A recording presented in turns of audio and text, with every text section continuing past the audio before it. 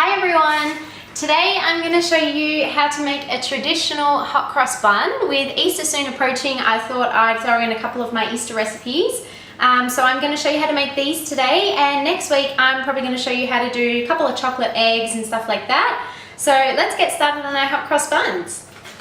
So to make our hot cross buns today, I have 160 ml of, this is lukewarm milk. I've just warmed it a little bit in the microwave. And I've got a little sachet of yeast here. Now this is just 7 grams of yeast. And I've got about 1/4 cup of caster sugar. So what I'm going to do is I'm going to pour my yeast in to my milk, followed by my caster sugar. And I'm just going to give that a little whisk.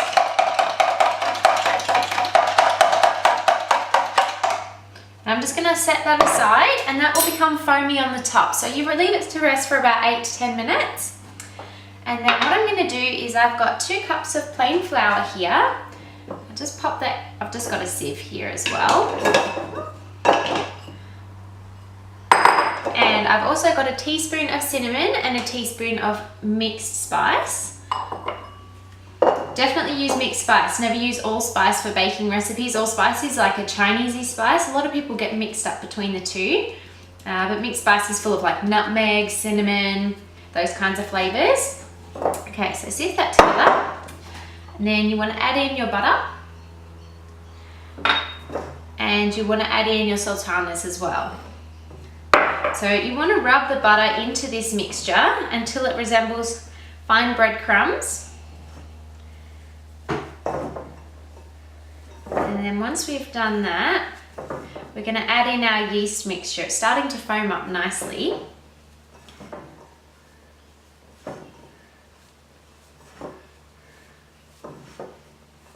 So my yeast mixture is ready. You can see there's a layer of foam on the top, and that's perfect. That's exactly how we want it to look. So make a little well in the center of your flour mixture and just add in your yeast. And also 1 egg. I've just cracked that into a little ramekin.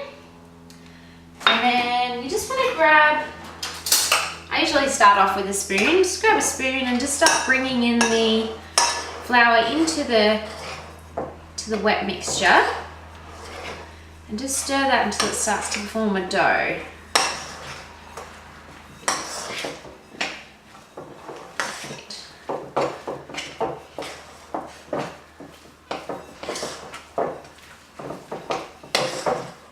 And then you want to flour your bench, and we're going to take the dough out to knead. Our dough out of this bowl, straight onto a bench.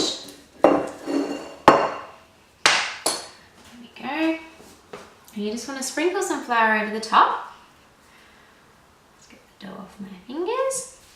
And then you just want to, I'm just going to use that to get that extra dough off my fingers.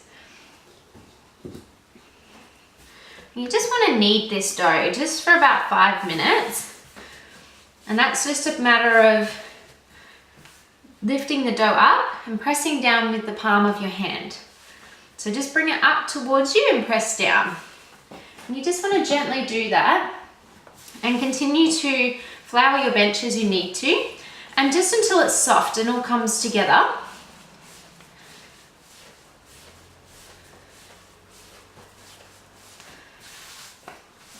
And that's just activating the gluten in the dough, in the flour.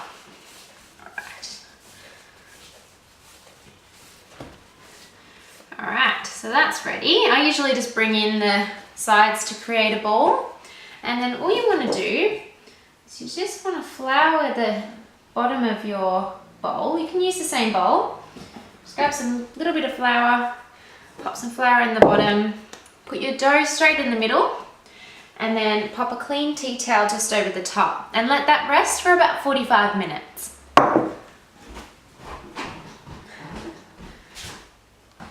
So my dough's risen beautifully. That's been sitting there for probably just about an hour actually. And it's doubled in size and it's looking amazing. And if I just gently touch it, it's really, really light and aerated. So what we want to do is we just want to knock back this dough. So just grab your fist and just punch down.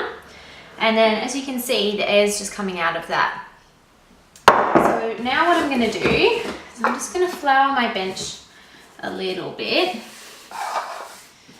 And then I'm just going to gently grab the edges of my dough. Just flip that one out onto my bench. And then, now we want to portion this into 6 hot cross buns. So what I'm going to do is I actually like to weigh mine out because that way you get them all the same size. So this weighs almost 1 kilo. So I'm just going to weigh this out. So what you want to do is you just want to cut it into your 6 portions, and then I'll show you how to knock them into the little balls. Okay, so I've portioned those ones out. They're about 125 grams each. Now if you just grab them and just tuck them in so you have a little bit underneath like that, but you make it more of a round ball shape. There we go. So you want to do that with all of them. And these are really good just to make as fruit buns as well, just during the year. Obviously we're going to put the crosses on the top because it's Easter, but you can just make the fruit buns just like that and just bake them in the oven. Pop a little apricot jam glaze over the top and they're beautiful. Okay, so what we want to do once we've done that is just grab your hand like that and pop it. So you want the dough to be sitting in the palm of the flat bit of your hand, just like that. And then you just want to gently roll it just like this. You can feel the dough gripping onto your bench. And this just makes it a perfect smooth round. So you want this to be quite sticky. You don't want to have a floured bench for this part. There we go. Perfect. So that is your perfect little hot cross bun. So you just want to do that with the rest of them. Once you get going on one, it's quite easy because it's taken the flour away from the bench. There we go.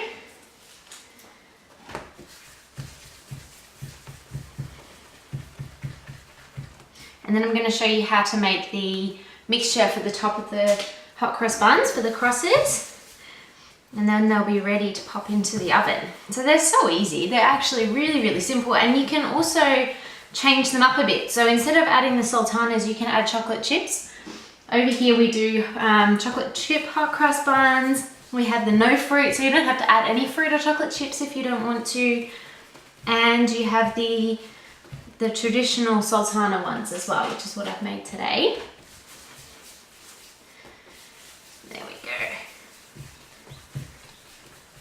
It's definitely an arm workout for this. Okay, there we go. So I've just got a lined baking tray here, and you just want to sit them just a little bit apart because they are going to rise. We want to let them sit for 15 minutes. So whilst they're resting, I'm going to show you how to make the crosses. So these are really easy. I've just got 1/3 cup of self-raising flour, and I've got 1/4 cup of water. I'm just going to pop the water in there, and then you just want to whisk that together to form a little paste. Perfect. So you want it to be so it's coming off from your whisk when you're whisking it quickly. So it just kind of looks like that, like a sticky dough. Okay, so mix it together a bit more. And make sure that's really combined well because you don't have any flour lumps in it. Okay, so that's ready to go. So just grab a piping bag with just a small round tip on the end, and then just pop that into your piping bag.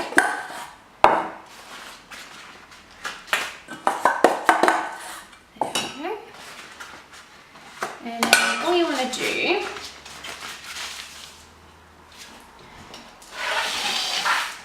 is just pipe your little crosses over the top.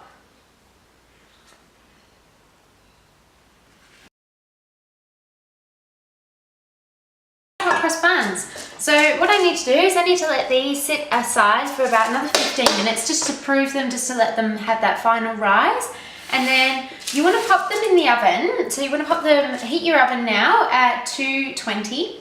You want to pop them in the oven for 10 minutes at 220 and then turn it down to 180 degrees and pop them in for another 15. So I've pulled my hot cross buns out of the oven and they're looking great. They're so beautiful. Look at that. So a beautiful homemade hot cross bun that's so simple that you can make at home for your family. So what I've done here is I've just got 1/3 of a cup of apricot jam, and I've just warmed that in the microwave. And I'm just going to, this is just to give them a shiny finish. Just brush over the apricot jam, and it also just adds to the flavour. It just gives them that little bit of sweetness, and it just makes them all shiny and beautiful. So I hope you guys enjoyed, and I hope you have a lovely Easter. I'm going to try and put up a couple more Easter videos. I'd like to do some, a little bit of chocolate work, and maybe something else like cupcakes, or I don't know, something exciting, something fun. Something that you can do with your kids on holidays as well. Kids always love to get in on baking and stuff like that, and I think it'd be really fun. So like, comment and subscribe. If you have any ideas of things that you'd like to learn how to make for Easter, please send them through, and I'll come up with something, and I'll see you guys soon.